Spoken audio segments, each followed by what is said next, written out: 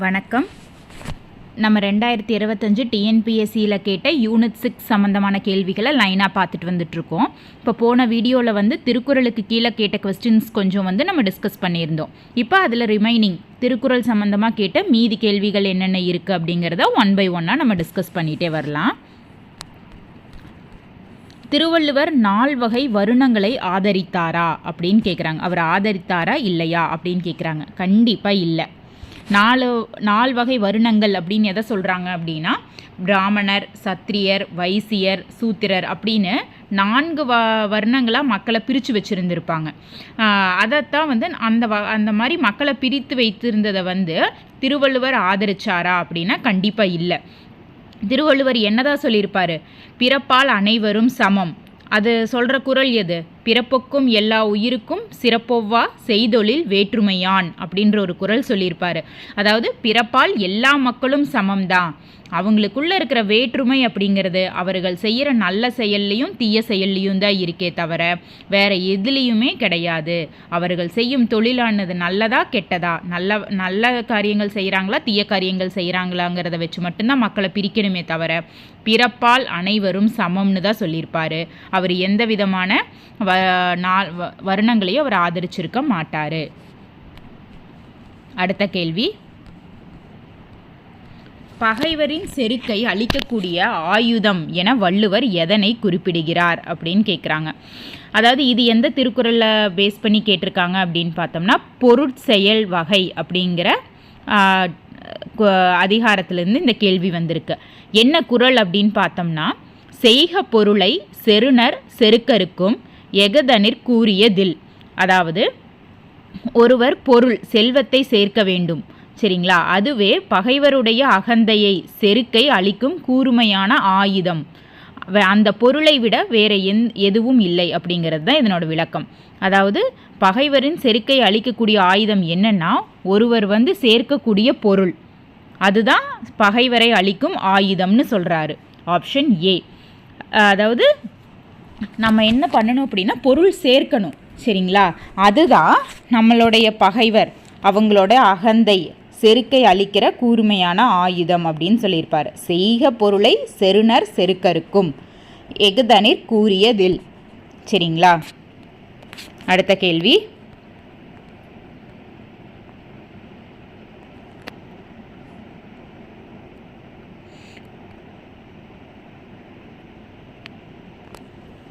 உயர் வகலம் திண்மை அருமை இந்நான்கின் அமைவரன் என்று உரைக்கும் நூல். இக்குறளில் அமைந்துள்ள அமைவு என்பதன் பொருள் என்ன அப்படின்னு கேட்டிருக்காங்க. இது வந்திருக்கிற அதிகாரம் என்னென்னா, அரண் அப்படிங்கிற அதிகாரத்துலேருந்து இந்த குறள் வந்திருக்கு. இந்த குறள்லையே பார்த்திங்கன்னா, உயர் வகலம் திண்மை அருமை இந்நான்கு அப்படின்னா முதல்ல மொத்தம் 4 இதை சொல்லியிருக்கிறாங்க இல்லையா? அதாவது உயர் அப்படின்னு பார்க்குறப்போ அது உயரம், அகலம், திண்மை அப்படிங்கிறது வலிமை, அருமை அப்படிங்கிறது பகைவரை கடக்க முடியாத அளவுக்கு அருமையாக இருக்கிறது, சரிங்களா? இந்த 4 குணமும் சிறந்த முறையில் அமைந்திருப்பதே சிறந்த அரண் என நூல்கள் கூறுகின்றன. அதாவது என்னென்னா, ஒரு கோட்டை, ஒரு அரசருடைய கோட்டை அப்படின்னா அது எப்படி இருக்கணும் அப்படிங்கிறது தான் ஒரு அரசியல் நூல் என்ன சொல்லுது அப்படின்னு சொல்லியிருக்கிறாங்கன்னா, உயரம், அகலம், வலிமை, அருமை எல்லாமே இருக்கணும். இந்த 4 குணமும் இருக்கிற ஒன்று தான் சிறந்த கோட்டை, சிறந்த அரண் அப்படின்னு நூல்கள் சொல்கிறாங்க, சரிங்களா? இதில் வந்திருக்கிற அமைவு அரண்னு கொடுத்துருக்குறாங்க இல்லையா?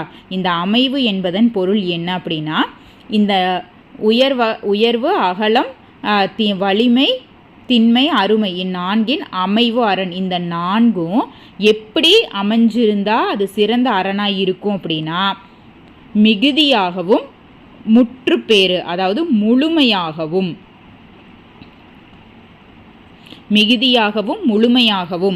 இந்த மிகுதியாகவும் முழுமையாகவும் இந்த 4 அரண்களும் அமைஞ்சிருக்கிறது தான் ஒரு சிறந்த கோட்டை. அதனால் ஆப்ஷன் 1ம் 4ம். அடுத்த கேள்வி, இன்மையின் இன்னாதது யாதெனின் வறுமையை விட துன்பத்தை தருவது எதுவென திருவள்ளுவர் குறிப்பிடுகிறார் அப்படின்னு சொல்கிறாங்க. அதாவது இது என்ன குறள் அப்படின்னு பார்த்தோம்னா, நல்குரவு அப்படிங்கிற அதிகாரத்துலேருந்து வந்திருக்குது. அதாவது இந்த குறளை வந்து அவங்க ஒரு வார்த்தையை விட்டுருக்குறாங்க, அதை வச்சு தான் இந்த கேள்வியை கேட்டிருக்கிறாங்க. இன்மையின் இன்னாதது யாதெனின் இன்மையின் இன்மையே இன்னாதது அப்படின்றது தான் இந்த குறள். அதாவது இன்மையின் இன்னாதது யாதெனின், அதாவது ஒரு மனிதனுக்கு இன்மை அப்படிங்கிறது வறுமை. அந்த ஒரு மனிதனுக்கு வறுமையை விட துன்பத்தை தருவது எது அப்படின்னு கேட்டால் மற்றொரு வறுமை தான். இன்மையின் இன்னாதது யாதெனின், அதாவது வறுமையை விட மிகப்பெரிய துன்பத்தை கொடுப்பது யாது அப்படின்னு கேட்டால் என்ன அப்படின்னு கேட்கும்போது அது இன்னொரு வறுமை தான். அதுதான் இங்கே கேள்வியாக வந்திருக்குது. இன்மையின் இன்னாதது யாதெனின் டேஷ் வறுமையை விட துன்பத்தை தருவது. ஒரு மனுஷனுக்கு வறுமையை விட துன்பத்தை தருவது என்ன அப்படின்னா இன்னொரு வறுமை தான். ஏன்னா வறுமைக்கு இணையாக வேற எந்த ஒரு கொடுமையான துன்பத்தையும் சொல்ல முடியாது. வறுமை தான் இருக்கிறதுலே மிகப்பெரிய துன்பம் அப்படின்னு சொல்கிறாரு. அதனால் வறுமை. அடுத்த கேள்வி, திருவள்ளுவரின் சரியான சொற்றொடர்களை கண்டறிக அப்படின்னு இருக்கு. இதில் பார்த்தீங்கன்னா வரைவின் மகளிர், பொருட்பெண்டீர், பொருட்பொருளாளர், காமக்கிளத்தி அப்படின்னு சொல்லியிருப்பாங்க. இதில் பார்த்தீங்கன்னா இங்கே ஆப்ஷன் 2 and 3 சரின்னு கொடுத்துருக்குறாங்க. ஆனால் 1 and 2 தான் சரியாக வரும். ஏன்னா வந்து இது உங்களுக்கு பொருட்பாலில் பார்த்தீங்கன்னா முப்பால்னு வரக்கூடிய அறத்துப்பால், பொருட்பால், இன்பத்துப்பால். அதில் பொருட்பாலுக்கு கீழே ஒரு அதிகாரம் வரும், வரைவின் மகளிர் அப்படிங்கிற ஒரு அதிகாரம் வந்து இருக்கும். அதாவது ஒழுக்கமில்லாத பொது மகளிர் அப்படின்னு சொல்கிறது தான் வரைவின் மகளிர். பொருட்பெண்டீர் இதுவும் அப்படித்தான், அதாவது பொருளை மட்டுமே விரும்பும் மகளிர், அதை தான் பொருட்பெண்டீர்னு சொல்லியிருப்பாங்க. இந்த ரெண்டுமே அந்த பொருட்பாலுக்கு கீழே வந்திருக்கும். ஆனால் பொருட்பொருளாளர், காமக்கிளத்தி இந்த ரெண்டையுமே எங்கேயுமே வள்ளுவர் வந்து குறிப்பிட்டு சொல்லியிருக்க மாட்டார். அதனால் 1, 2 ஆப்ஷன் ஏ 1, 2 மட்டும் சரிதான் இதுக்கு ஆன்சர். அடுத்த கேள்வி, இடும்பை தருவனவாக வள்ளுவர் எவற்றை குறிப்பிடுகிறார் அப்படின்னு சொல்கிறாங்க. இடும்பை அப்படிங்கிறது என்னென்னா துன்பம் தான். இடும்பை அப்படிங்கிறதுக்கு அர்த்தம் துன்பம். இதை எந்த அதிகாரத்தை வச்சு சொல்லியிருப்பார்னா நட்பு. இங்கே எல்லாமே நட்பை பற்றி தான் கொடுத்துருக்குறாங்க. அதனால் இதுக்கு வந்து அதிகாரம் வந்து நட்பு ஆராய்தல், அதை பற்றி தான் அதில் இருக்கிற அதிகாரம் தான் இது. அதாவது முதல்ல வந்திருக்குது பாருங்கள், ஆராயாது கொள்ளும் நட்பு. அதாவது இங்கே 4 ஆப்ஷன் கொடுத்துருக்குறாங்க. இதில் எதெல்லாம் வந்து இடும்பை அப்படின்னு சொல்லப்படுற துன்பம் தரும் அப்படின்னு வள்ளுவர் சொல்கிறாருன்னு கேட்குறாங்க. இதில் முதல்ல வர்றது ஆராயாது கொள்ளும் நட்பு, அது சரிதான். அதாவது நட்பு ஆராய்தல் அப்படிங்கிற அதிகாரத்தில் என்ன சொல்லியிருப்பார்னா, சரியாக ஆராய்ஞ்சு பார்க்காம ஒருவர் கூட நம்ம வச்சுக்கிற நட்பு இறுதியில் வந்து சாகும் அளவுக்கு நமக்கு துன்பத்தை தான் தரும் அப்படின்னு சொல்லியிருப்பார். ஆராய்ந்து பார்த்து தான் நட்பு கொள்ள வேண்டும், ஆராயாமல் கொள்ளும் நட்பு நமக்கு துன்பத்தை தரும்னு சொல்லியிருப்பார். அதனால் 1 கரெக்டு. 2வது, ஆராய்ந்து தெளிந்தவனிடம் ஐயப்படுதல் அப்படின்னு சொல்லியிருக்கிறாங்களா. இது பார்த்தோம்னா இது அதிகாரம் வந்து தெரிந்து தெளிதல். அந்த அதிகாரத்தில் இங்கே என்ன சொல்லியிருப்பாங்கன்னா, ஒருவரை ஆராயாமல் நம்புவதும் அவ்வாறு ஆராய்ந்து தெளிந்த பின் அவரிடம் சந்தேகம் கொள்வதும் ரெண்டுமே நமக்கு நீங்காத துன்பத்தை தான் தரும் அப்படின்னு சொல்கிறாரு. அதாவது ஒருவர்கிட்ட வந்து நம்ம முதல்ல சொன்னோம்ல, ஒருத்தரை வந்து ஆராய்ஞ்சு பார்த்து தான் அவர் கூட நட்பு வச்சுக்கணும். அப்படி பண்ணலின்னா நமக்கு துன்பம் வரும்னு சொல்லிட்டாரு. 2வதுல வந்துட்டு அப்படி ஆராய்ந்து பார்த்து நம்ம வந்து ஒருத்தர்கிட்ட நட்பு வச்சுட்டோம், நட்பு வச்சதுக்கு அப்புறமும் அவர் மேலே சந்தேகப்பட்டுக்கிட்டே இருக்கிறது அப்படிங்கிறதும் நமக்கு துன்பத்தை தான் தரும். ஆராய்ஞ்சு பார்த்து அவர் நல்லவர் தான் முடிவு பண்ணி நட்பு வச்சதுக்கு அப்புறமும் அவர் மேலே நம்ம சந்தேகப்பட்டுக்கிட்டே இருந்தோம்னா, அதாவது ஆராய்ந்து தெளிந்தவனிடம் ஐயப்படுதல் அப்படின்றது அதுவும் நமக்கு துன்பத்தை தான் தரும். அன்புடையவராய் இருத்தல், ஒருத்தர்கிட்ட வந்து இருக்கக்கூடிய நல்ல பண்புல ஒன்று அன்பு, மற்றவர்களிடம் அன்பு காட்டுறது, அது வந்து எந்த வகையான துன்பத்தையும் நமக்கு தராது. அதனால் 3வது இல்லை. நனி நாகரீகம் போற்றுதல் அப்படின்னு சொல்கிறார். அதாவது என்னென்னா, மிக உயர்ந்த நாகரீக பண்பை காப்பவர்கள் வந்து தனக்கு தீங்கு செய்தவரிடமும் இணங்கி போவர் என்று வள்ளுவர் பெருமையாக கூறுகிறார். அதுவும் வந்து நமக்கு துன்பத்தை தராது. அதனால் ஆப்ஷன் சி 1, 2 மட்டும்தான் நமக்கு துன்பத்தை தரும்னு வள்ளுவர் சொல்லியிருக்கிறாரு. அடுத்த கேள்வி, அறிவை நிரப்பிக்கொள்வதற்கு ஏற்ற நூல்களை கற்று அறிவை திரட்டி கொள்ளாமல் ஒருவன் அவையின் கண் ஒரு பொருள் பற்றி பேசுவது என்ற கருத்து எந்த திருக்குறள் உவமையோடு பொருந்துகிறது என்பதை கூறுக.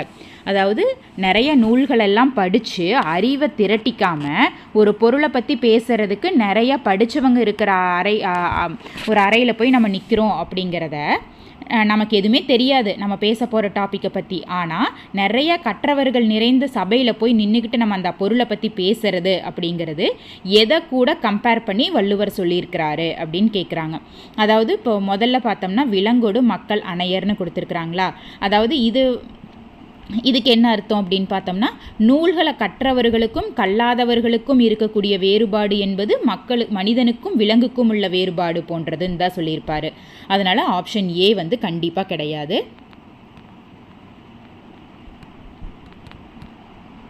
ரெண்டாவது பயவா கலர் அணையர், அதாவது கல்லாதவர்களை வந்து என்ன சொல்லியிருப்பார்னா கலர் நிலம் போன்றவர்கள். கலர் நிலம் அப்படிங்கிறது எதற்கும் பயன்படாத நிலம், சரிங்களா. அப்போது ஒரு நல்ல நூல்களை படித்து கல்லாதவர்களை வந்து என்ன சொல்லுவாங்கன்னா கலர் நிலம் போன்றவர்னு அவர் சொல்லியிருப்பார். கல்லாதவர்களை கலர் நிலமுடன் அவர் உவமையாக சொல்லியிருப்பார். மூணாவது எழில் நலம் மண்பான் புனை பாவையற்று அப்படின்னு சொல்லியிருக்கிறாரா. அப்போ பி ஆப்ஷன் உள்ள சீல் என்னென்னா, நூல்களை கற்காமல் வெறும் வெளி தோற்றத்துடன் கற்றவர்கள் நிறைந்த சபையில் பேசுபவர்களோட அழகு எப்படி இருக்குன்னா வண்ணம் தீட்டப்பட்ட மண் பொம்மை போன்றதுன்னு சொல்கிறாரு. எழில் நலம் மண்பான் அப்படின்னா அழகாக வண்ணம் பூசப்பட்ட ஒரு மண்பானை போன்றது, பார்க்கறதுக்கு அழகாக இருக்குமே தவிர அதனால் எந்த பயனும் கிடையாது அப்படின்னு. அப்போது இதுவும் அவருக்கு இங்கே சொல்லியிருக்கிறதோட பொருந்தி வரல. நாலாவது அப்படின்னு பார்க்கும்போது அரங்கின்றி வட்டாடியற்றே, அதுதான் இது. 3 வரலிங்கும் போது இந்த 4வது தான் ஆப்ஷனு. ஆனால் அதுக்கு என்ன அர்த்தம் அப்படின்னு பார்த்தோம்னா, அதாவது நூலறிவு இல்லாமல் எதையும் கற்றுக்காமல் அறிவை திரட்டாமல் அவையில் பேசுறது அப்படிங்கிறது ஆடுகளம், அதாவது கோடு கிழித்து கட்டம் அமைக்காமல் தாயம் விளையாடுவது போன்றது. இங்கிலீஷில் பார்த்தீங்கன்னா playing dice without a board அப்படின்னு அர்த்தம். ஒரு போர்டே இல்லை, அதாவது எந்த விதமான கட்டமுமே இல்லை. எந்த கட்டமுமே இல்லாமல் நம்ம எப்படி தாயம் விளையாடுறது? அதில் எப்படி நீங்கள் ஒவ்வொரு காயும் நகர்த்தி வைப்பீங்க? எதுவுமே பண்ண முடியாதுல்ல. அப்போது அதைத்தான் உவமையாக சொல்லியிருக்கிறாரு. கற்றவர்கள் நிறைந்த சபையில் வந்து நம்ம எந்த அறிவையும் திரட்டி கொள்ளாமல் ஒரு பொருளை பற்றி பேச போகிறேன் அப்படின்னு போய் நிற்கிறதுங்கிறது ஒரு கட்டமே இல்லாமல் நான் தாயம் விளையாட போகிறேன் அப்படின்னு சொல்கிறதுக்கு சமம் அப்படின்னு சொல்கிறாரு. அதனால ஆப்ஷன் டி தான் கரெக்டு. அடுத்த கேள்வி, பின் வருவனவற்றை வள்ளுவர் வழி வரிசைப்படுத்துக அப்படின்னு இருக்குது. அதாவது அதிகாரம் அரசியல், அதில் வந்து ஒரு குறள் வரும், இயற்றலும் ஈட்டலும் காத்தலும் காத்த வகுத்தலும் வல்லது அரசு அப்படின்னு சொல்லியிருப்பாங்க. அதாவது இயற்றல் அப்படிங்கிறது வருவாய் தரும் வழிகளை வந்து உருவாக்கி வைக்கிறது. ஈட்டல் அப்படிங்கிறது உருவாக்கி வச்ச வர்ற பொருள்களை வந்து சேர்க்கிறது. உருவாக்கி வச்ச வழியிலிருந்து வருவாய் வரக்கூடிய வழியிலிருந்து வரக்கூடிய பொருள்களை வந்து நம்ம சேர்த்து வைக்கிறது. காத்தல் அப்படிங்கிறது பிறர் வந்து அந்த நம்ம சேகரித்து வச்ச பொருளை வந்து கவர்ந்துட்டு போகாமல் திருடிட்டு போகாமல் நம்ம பாதுகாத்து வைக்கிறது.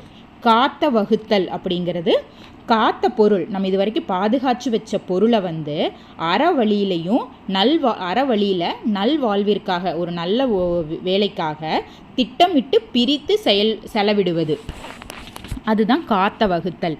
இந்த நாளும் செய்கிறது தான் அதாவது ஒரு சிறந்த அரசுக்கு உரிய 4 பணிகள் என்ன அப்படின்னு இவர் வரிசையாக சொல்லியிருக்கிறாரு. அந்த திருக்குறளில் கூறியிருக்கிற வரிசையை பற்றி வரிசையில் எப்படி கொடுத்துருக்குறாங்களோ அதை வந்து நம்மளை அரேஞ்ச் பண்ண சொல்கிறாங்க, வரிசைப்படுத்த சொல்கிறாங்க. இது உங்களுக்கு அந்த குறள் தெரிஞ்சிருந்தது அப்படின்னா இதை வந்து ஈஸியாக நாங்கள் வரிசைப்படுத்திடலாம். இயற்றலும் ஈட்டலும் காத்தலும் காத்த வகுத்தலும் வல்லது அரசு. அப்போது 3, 1, 2, 4 ஆப்ஷன் ஏ.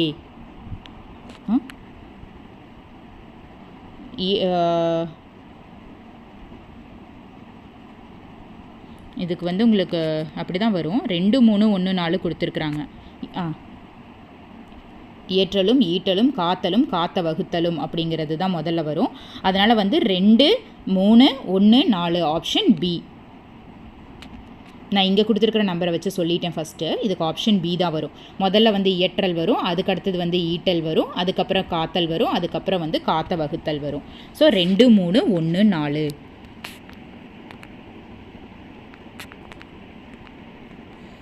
கீழே கொடுக்கப்பட்டவற்றில் சரியானதை தேர்வு செய்க அப்படின்னு இருக்கு. பார்த்தோம்னா எண்ணி துணிக கருமம் துணிந்த பின் எண்ணுவம் என்பது இழுக்கு. இக்குறளில் ஒரு செயலில் எவ்வாறு ஈடுபட வேண்டும் என திருவள்ளுவர் அறிவுறுத்துகிறார். அதாவது அப்போ இதுக்கு வந்து உங்களுக்கு என்னென்னா முதல்ல இந்த திருக்குறளோட மீனிங் என்னன்னு தெரிஞ்சிருக்கணும். இது வர அதிகாரம் பார்த்தோம்னா தெரிந்து செயல் வகை அப்படிங்கிற அதிகாரத்திலிருந்து வருது. எண்ணி துணிக கருமம் துணிந்த பின் எண்ணுவம் என்பது இழுக்கு. அதாவது எண்ணி துணிக கருமம், அதாவது கருமம் அப்படிங்கிறது ஒரு செயல். நல்லா யோசித்து ஆராய்ந்து பார்த்து நம்ம இந்த செயலை செய்யலாமா அப்படின்னு யோசிச்சுட்டு அந்த செயலை வந்து செய்ய ஆரம்பிங்க. துணிந்த பின் அந்த செயலை செய்ய ஆரம்பித்ததுக்கு அப்புறமா எண்ணுவம் என்பது இழுக்கு. அதாவது அதுக்கப்புறம் யோசிச்சுக்கலாம், இல்லை செயலை ஆரம்பித்ததுக்கப்புறம் இதை நம்ம செஞ்சுருக்கலாமா வேண்டாமா, இதை எப்படி செய்யலாம் அப்படின்னு எண்ணி பார்ப்பது அப்படிங்கிறது இழுக்கு, குற்றம் அப்படின்னு சொல்கிறாங்க. சரிங்களா? ஒரு செயலை நம்ம செய்ய போகிறோம் அப்படின்னா முன்னாடியே யோசித்து முடிவு பண்ணி செய்ய ஆரம்பிச்சிருங்க. செய்ய ஆரம்பித்ததுக்கப்புறம் யோசிக்கிறதுங்கிறது குற்றம் அப்படின்னு சொல்கிறாரு. இப்போ இதில் இருக்கிற ஃபஸ்ட் ஆப்ஷன் பாருங்கள், நன்றாக சிந்தித்து அதன் பிறகு செயல்பட வேண்டும் அப்படின்னு சொல்கிறாங்க. அப்போ அது சரியாக தான் இருக்குது, அதை தானே சொல்லியிருக்கிறாரு. அடுத்தது மிகுந்த பொருளை சேர்த்த பிறகு செயல்பட வேண்டும், இல்லை. தக்க காலமறிந்து செயல்பட வேண்டும், அதுவும் சொல்லலை. நன்றாக சிந்தித்து அதன் பிறகு செயல்பட வேண்டும்னு தான் இந்த குறள் சொல்லுது. அதனால் ஆப்ஷன் ஏ 1 மட்டும். அடுத்த கேள்வி, அரசருக்குரிய தகுதி பேறுகளாக எவற்றை குறிப்பிடுகின்றன அப்படின்னு கேட்குறாங்க. சரிங்களா? அப்போது ஒரு அரசருக்குரிய தகுதியாக என்னென்ன இருக்கணும் அப்படின்னு சொல்கிறாங்க அப்படின்னு பார்க்கலாம். முதல்ல வந்து என்ன கொடுத்துருக்குறாங்க, படை குடி கொடுத்துருக்குறாங்க. சரிதான். அதிகாரம் இறைமாட்சி, அதில் என்ன சொல்லியிருப்பாங்கன்னா படை குடி கூழ் அமைச்சு நட்பு அரண் 6ம் உடையான் அரசருள் ஏறு அப்படின்னு சொல்லியிருப்பார் ஒரு குறளில். அதாவது ஒரு அரசருக்கு இருக்கக்கூடிய 6 பண்புகள் என்ன அப்படின்னா படை இராணுவம், குடி குடிமக்கள், கூழ் உணவு, அமைச்சு நல்ல அமைச்சர்கள், நட்பு மற்ற நாடுகளுடன் இருக்கிற நட்பு, அரண் பாதுகாப்பு அரண். இந்த 6மே இருக்கிறது தான் ஒரு சிறந்த அரசருக்குரிய பண்பு. அப்படி வச்சு அந்த நாடு இத்தனையும் இருக்குது அப்படின்னா அப்படி இருக்கக்கூடிய அரசரை வந்து சிங்கம் போன்றவர் அப்படின்னு சொல்லியிருப்பாங்க. அப்போது படைக்குடி வந்து அரசருக்கு இருக்கக்கூடிய தகுதிகளாக வள்ளுவர் கூறியிருக்கிறாரு. 2வது முறை செய்து காத்தல். இதுவும் அதிகாரம் செங்கோன்மை அப்படிங்கிற அதிகாரத்தில் என்ன வள்ளுவர் சொல்லியிருப்பார்னா முறை செய்து காப்பாற்றும் மன்னவன் மக்கட்கு இறையன்றி வைக்கப்படும் அப்படின்னு சொல்லியிருப்பார். முறை செய்து காப்பாற்றும் மன்னவன் அப்படின்னா நீதிநெறி தவறாமல் மக்களை காக்கும் மன்னவனை வந்து மக்கள் வந்து இறைவனுக்கு இணையாக வச்சு போற்றுவார்கள். அப்போது முறை செய்து காத்தல், அதாவது நீதிநெறி தவறாமல் ஒரு அரசன் மக்களை காக்க வேண்டும். அப்போது அதுவும் அரசருக்குரிய தகுதி தான். 3வது இயற்றல் ஈட்டல். இப்போ தான் நம்ம முன்னாடி ஒரு கேள்வியில் பார்த்தோம், இறைமாட்சி அதிகாரத்தில் இயற்றலும் ஈட்டலும் காத்தலும் காத்த வகுத்தலும் வல்லது அரசுன்னு சொல்லியிருப்பார். ஒரு அரசர் வந்து இயற்றனும் ஈட்டனும் காத்தனும் காத்ததை வகுத்தனும் எல்லாமே ஒரு அரசருக்குரிய தகுதி பண்பு குணம்தான். அப்போது அதுவும் சரியாக தான் இருக்குது. அடுத்தது வேலோடு நின்றான் போல கோலோடு நிற்றல், இது வராது. ஏன்னா இது என்ன கொடுங்கோன்மை அப்படிங்கிற அதிகாரத்தில் வேலோடு நின்றான் இடுவென்றது போலும் கோலோடு நின்றான் இரவு. அதாவது ஒரு ஆயுதத்தோடு இருக்கக்கூடிய திருடன், ஒரு ஆயுதத்தை வச்சு ஒரு திருடன் எப்படி மக்கள்கிட்ட வழிப்பறி செய்வானோ அது போன்றது அரசன் வந்து தன் அதிகாரத்தை பயன்படுத்தி மக்களிடம் வரி வசூலிப்பது. அது வந்து ஒரு நல்ல அரசருக்குரிய தகுதி இல்லை. அப்போது இந்த 3 மட்டும்தான் ஒரு அரசருக்குரிய தகுதிகளாக வள்ளுவர் கூறியிருக்கிறார். அப்போது ஆப்ஷன் 1, 2, 3 ஆப்ஷன் பி. சரிங்களா? இந்த படைக்குடி இது வந்து இறைமாட்சி அதிகாரத்தில் வந்திருக்கும். இந்த முறை செய்து காத்தலுங்கிறது செங்கோன்மையிலையும், இயற்றல் ஈட்டல் இறைமாட்சி இந்த அதிகாரத்திலெல்லாம் வந்து அரசருக்குரிய தகுதிகளாக வள்ளுவர் வந்து இந்த 3ஐயுமே சொல்லியிருப்பார். அடுத்த கேள்வி, விண் இன்று பொய்ப்பின் விரிநீர் வியனுலகத்து உள் நின்று உடற்றும் பசி அப்படின்னு சொல்கிறாங்களா. அதாவது விண் இன்று, இது வந்து வான் சிறப்பு அப்படிங்கிற அதிகாரத்திலிருந்து வந்திருக்குது. வான் சிறப்பு, அதாவது விண் இன்று பொய்ப்பின், அதாவது இன்னைக்கு மழை பெய்யாமல் போய்விட்டால், அதாவது விண் அப்படிங்கிறது இங்கே மழையை குறிக்கிறாங்க. விண் இன்று பொய்ப்பின், உரிய காலத்தில் மழை பெய்யாமல் போனால், பொய்ப்பின்னா மழை வந்து பெய்யாமல் போயிடுச்சு அப்படின்னா, விரிநீர் அப்படின்னு எதை சொல்கிறாங்க அப்படின்னா கடல் நீரை சொல்கிறாங்க. கடல் நீருங்கிறது விவசாயத்துக்கும் யூஸ் ஆகாது, குடிக்கிறதுக்கும் யூஸ் ஆகாது. ஆனால் நம்ம உலகத்தை சுற்றி நம்ம என்னது கடல் நீரால் சூழ்ந்துருக்கு இல்லையா. இன்றைக்கி மழை பெய்யாமல் போயிடுச்சு. ஆனாலும் கடல் சூழ்ந்த இந்த பரந்த உலகத்தில் இவ்வளோ சுற்றி தண்ணியே இருந்தாலும், நம்ம உலகத்தை சுற்றி நம்ம கடலால் சூழ்ந்தே இருந்தாலும் மக்களை வந்து பசி வந்து வாட்டி வதைக்கும், பசி என்னும் நோய் மக்களை வருத்தும் அப்படின்னு சொல்கிறாங்க. விண் இன்று பொய்ப்பின், உரிய காலத்தில் மழை பெய்யாது இருந்தால், விரிநீர் வியனுலகத்து, உலகத்தை சுற்றி கடல் நீர் இருந்தாலும் உள் நின்று உடற்றும் பசி, உடற்றும் அப்படிங்கிறது வருத்தும், மக்களை பசி என்னும் நோய் வருத்தும். அப்போது இதுதான் அந்த குறளோட விளக்கம். இப்போ இருக்கிற கேள்வி என்ன? உலகில் மழை பெய்யாது போனால் ஏற்படும் பாதிப்பு யாது? பசி நோய் வருத்தும். Option C. ஏன்னா மழை பெய்யல அப்படிங்கும்போது விவசாயம் தடைப்படும், விவசாயம் தடைப்படுங்கும்போது உணவு உற்பத்தி இருக்காது, உணவு உற்பத்தி இல்லைங்கும்போது பசி வரும், பஞ்சம் வரும் இல்லையா. அதை தான் இங்கே கேள்வியாக வந்திருக்கு. அடுத்த கேள்வி, திருக்குறளின் சிறப்பை கூறும் நூல் எது அப்படின்னா, இது வந்து டைரக்ட் கொஸ்டின், குமரேச வெண்பா. சரிங்களா, குமரேச வெண்பா. இதை இயற்றியது யார் அப்படின்னு பார்த்தோன்னா ஜெகவீர பாண்டியர், அவர் தான் எழுதியிருப்பார். இந்த குமரேச வெண்பா எப்படி இருக்கும் அப்படின்னா, இந்நூல் திருக்குறளின் ஒவ்வொரு குறளுக்கும் ஒரு கதையை உவமையாக கூறி அதன் மூலம் அதன் சிறப்புகளையும் அறநெறிகளையும் விளக்குகிறது. ஒவ்வொரு குறளுக்கும் அந்த குறள், இப்போ நட்புனா நட்புக்கு ஏற்ற மாதிரி ஒரு கதை, ஈகைனா அதுக்கேற்ற மாதிரி ஒரு கதை, அந்த மாதிரி ஒரு கதையை வச்சு அந்த கதை மூலமாக அந்த குறளை வந்து விளக்கி சொல்லியிருப்பார் குமரேச வெண்பா. அடுத்த கேள்வி, வில்லேர் உழவர் பகை கொள்ளினும் கொள்ளற்க சொல்லேர் உழவர் பகை. இது வர அதிகாரம் வந்து பகைத்திறம் தெரிதல், யாருடன் பகை கொள்ளக்கூடாது என்கிறார் வள்ளுவர். இப்போ இந்த குறள் மூலமாக யார்கிட்ட பகை கொள்ளக்கூடாதுன்னு சொல்கிறாரு அப்படின்னா, வில்லேர் உழவர் பகை கொள்ளினும், அதாவது வில்லை ஏறாக கொண்டு உழும் வீரர்களுடன் கூட நீங்கள் பகை கொள்ளலாம். கொள்ளற்க, யார் கூட பகை கொள்ளக்கூடாது அப்படின்னா சொல்லேர் உழவர் பகை, அதாவது சொல்லை ஏறாக கொண்டு உழும் அறிஞர்களுடன் பகை கொள்ளக்கூடாது. வில்லை கொண்டு உழும் வீரர்களுடன், அதாவது ஆயுதங்களான வில்லு, அம்பு, கத்தி, வாள் இதெல்லாம் வச்சுருக்கக்கூடிய போர் வீரர்கள்கிட்ட கூட நீங்கள் பகை கொண்டிருக்கலாம். அவங்க வச்சிருக்கிற வில், அம்பு, அதனால் ஆயுதங்களால் நம்மளை தாக்கிடுவாங்க அப்படின்னு பயம் இல்லாமல் அவங்க கூட நீங்கள் பகை கொள்ளலாம். ஆனால் யாருடன் பகை கொள்ளக்கூடாது என்றால் சொல்லை அது ஏறாக கொண்டு உழும் அறிஞர்களுடன், படித்த அறிஞர்களுடன் தான் நீங்கள் பகை கொள்ளக்கூடாது அப்படின்னு இந்த குறள் விளக்குது. அப்போ கேள்வி என்ன? யாருடன் பகை கொள்ளக்கூடாது என்கிறார் வள்ளுவர்? ஆப்ஷன் ஏ, அறிஞர்களுடன் பகை கொள்ளக்கூடாது என்கிறார் வள்ளுவர். அடுத்த கேள்வி, திருப்பனந்தாள் காசிமடம் வெளியிட்ட திருக்குறள் நூல் எதுன்னு கேட்குறாங்க. டைரக்ட் கொஸ்டின், திருப்பனந்தாள் காசிமடம் வெளியிட்ட திருக்குறள் நூல் திருக்குறள் உரை கொத்து அப்படிங்கிற நூல் தான் அவங்க வெளியிட்டிருப்பாங்க. அடுத்த கேள்வி, சமய கணக்கர் மதிவழி கூறாது உலகியல் கூறி பொருளிது வென்ற வள்ளுவன் என்று திருவள்ளுவரை புகழ்ந்துரைத்தவர் யார் அப்படின்னு கேட்குறாங்க. இப்படி யார் புகழ்ந்து சொல்லியிருப்பார் அப்படின்னா கல்லாடர். எந்த நூலில் அப்படின்னு பார்த்தோம்னா கல்லாடம். அதாவது இதனோட பொருள் என்ன அப்படின்னா, சமய கணக்கர், அதாவது சமய கணக்கர் அப்படின்னு என்னென்னா பல்வேறு சமயங்களை சேர்ந்த மத போதகர்கள், ஆசிரியர்கள் இருப்பாங்கள, சமண சமயம், சைவ சமயம், அந்த சமயம் போதிக்கிற போதகர்கள் இருப்பாங்கள்ல, அவங்கள தான் சமய கணக்கர்னு சொல்லியிருக்கிறாங்க. சரிங்களா, அவங்க சமய கொள்கைகளுக்கு ஏற்ப மட்டுமே நெறிகளை வந்து அவர்கள் கூறுவார்கள்.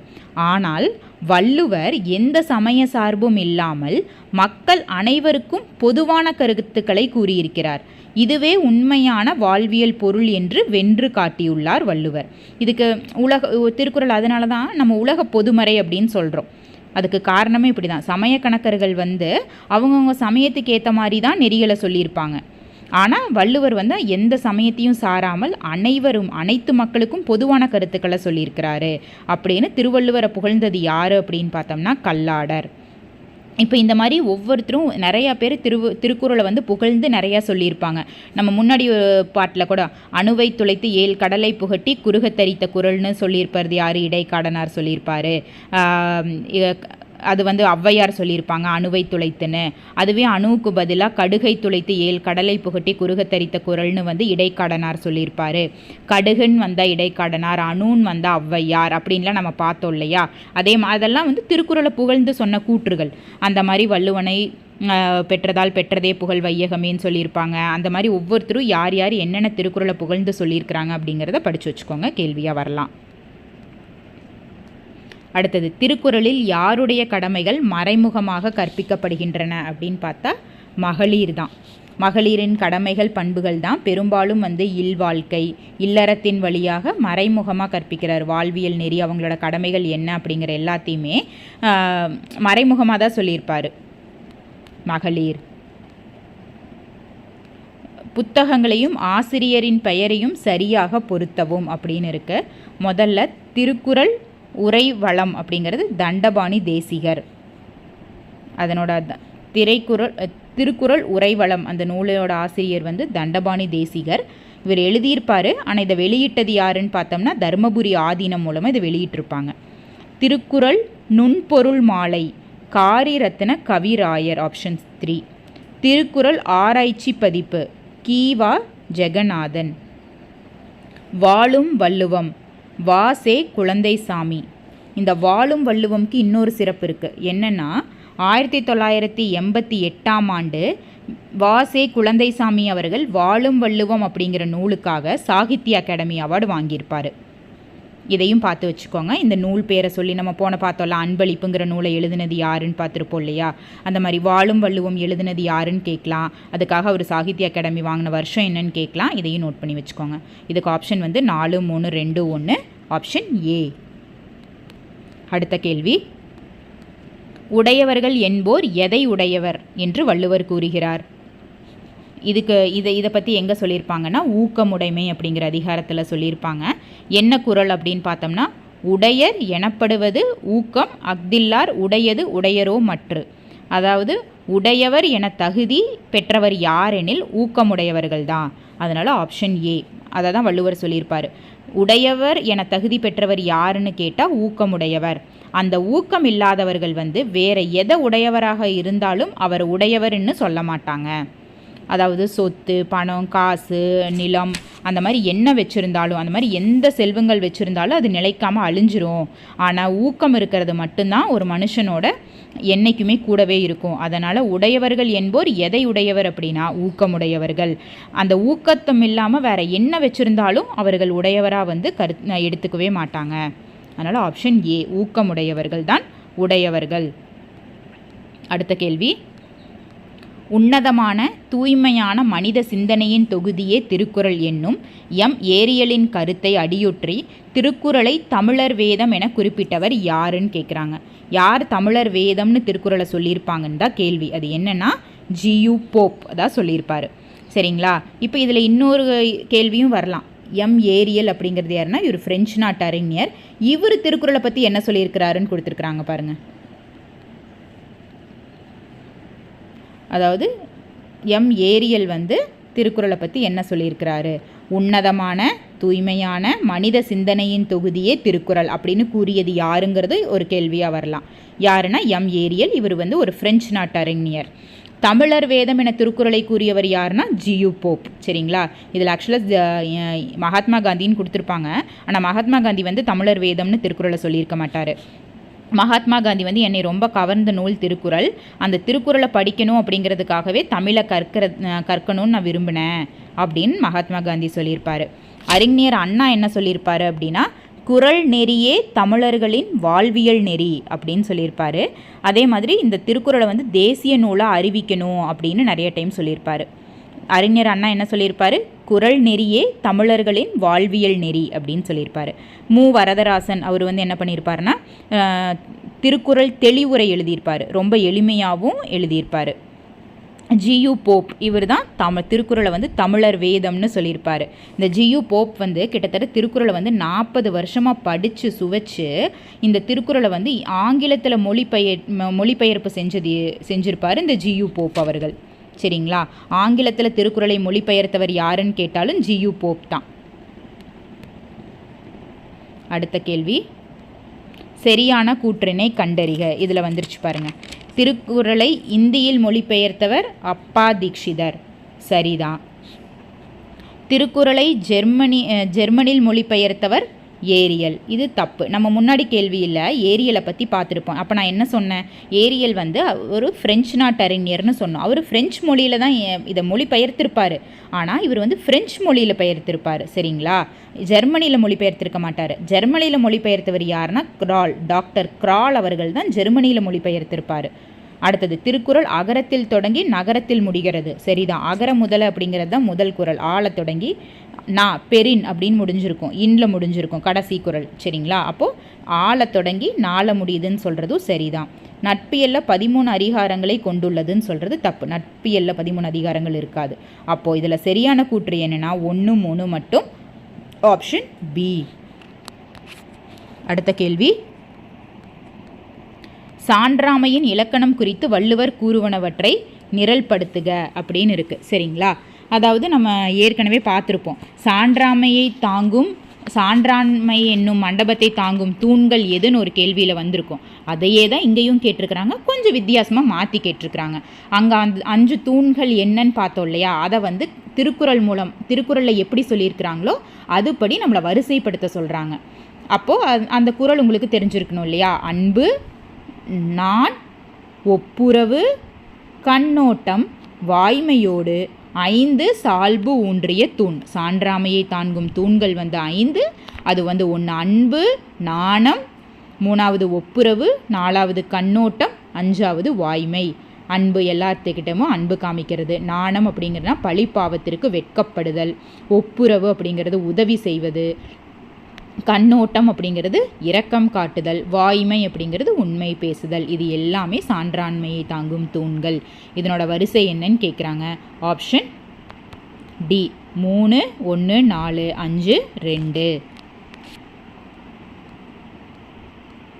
கூற்று. அடுத்த கேள்வி, கூற்று. எல்லா பொருளும் இதன்பால் உள்ள, இதன்பால் இல்லாத எப்பொருளும் இல்லை அப்படின்னு சொல்லியிருக்கிறாங்க.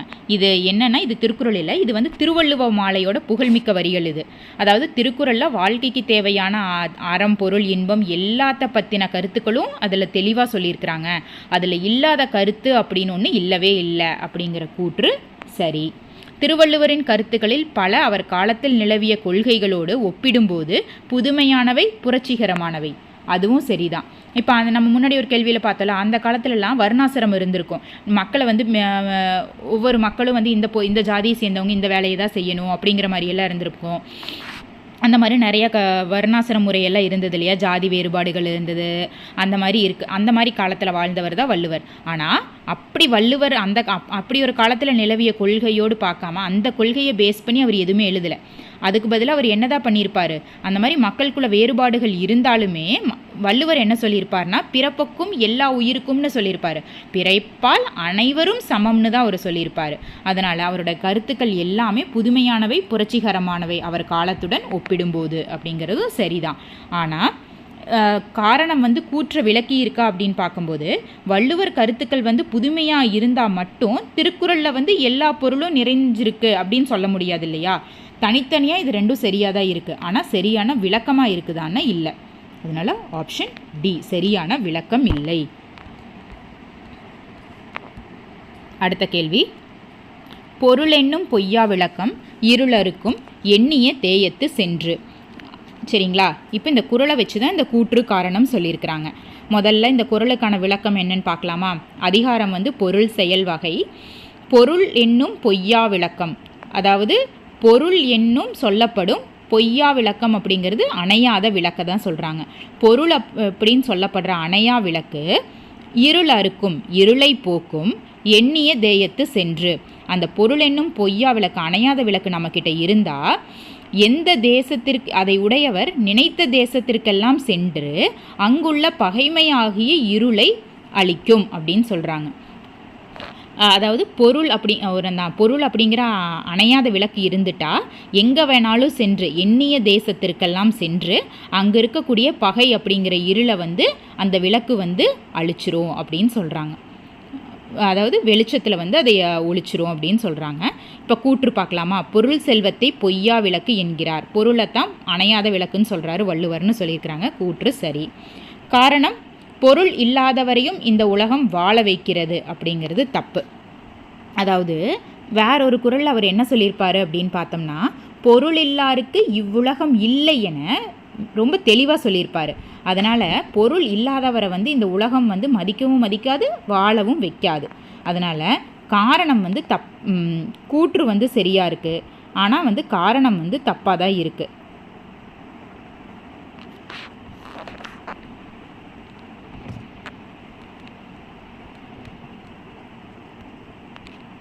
கூற்று சரி, காரணம் தவறு தான் இதுக்கு ஆன்சராக வந்திருக்கணும்.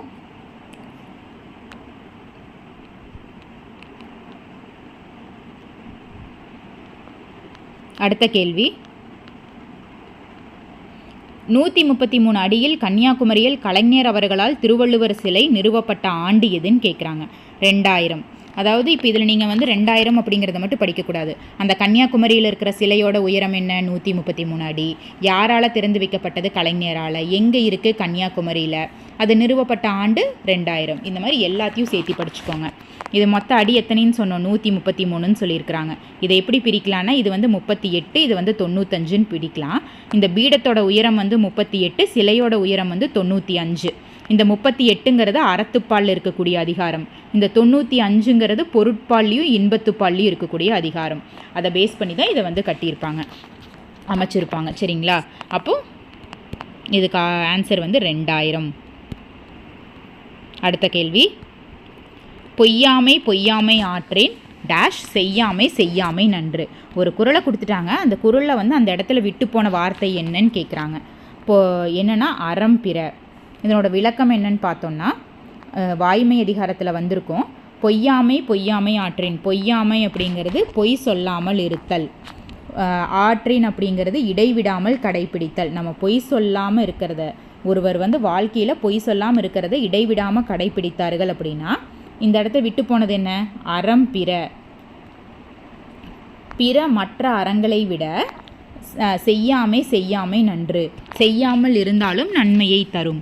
அதாவது ஒருவர் தம் வாழ்க்கையில் வாய்மையை இடைவிடாமல் கடைப்பிடித்தார்கள் அப்படின்னா அவர் வேறு எந்த அறமும் செய்ய வேண்டியதில்லை.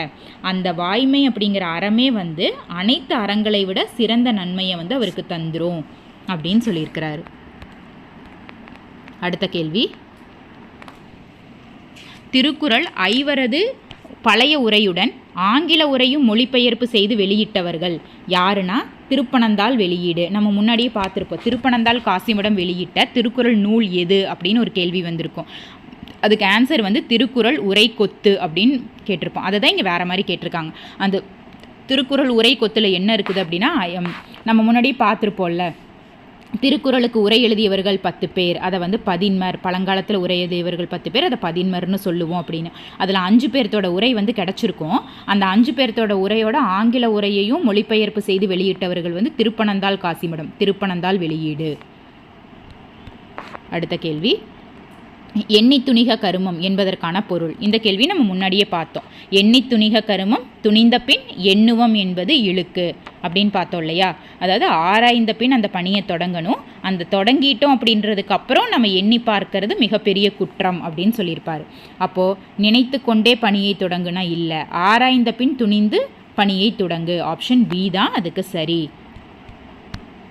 அடுத்த கேள்வி, கூற்று 14 கீழ்கணக்கு நூல்களில் திருக்குறள் முதன்மையான நூலாகும். சரிதான். திருக்குறள் 14 கீழ்கணக்கு நூலில் ஒரு முதன்மையான நூல். சரி.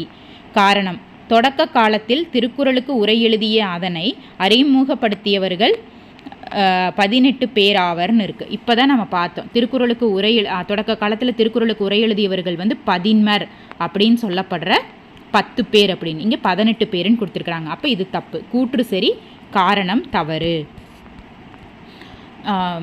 அவ்வளோதான். நம்ம திருக்குறள் சம்மந்தமாக 2025 டிஎன்பிஎஸ்சியில் கேட்கப்பட்ட எல்லா கேள்வியும் நம்ம விளக்கமாக பார்த்துட்டோம். நம்ம இன்னி யூனிட் 6ல் இருக்கிற ரிமைனிங் டாபிக்ஸில் இருக்கிற மீதி கேள்வி எல்லாத்தையும் நம்ம அடுத்த வீடியோவில் பார்க்கலாம். நன்றி, வணக்கம்.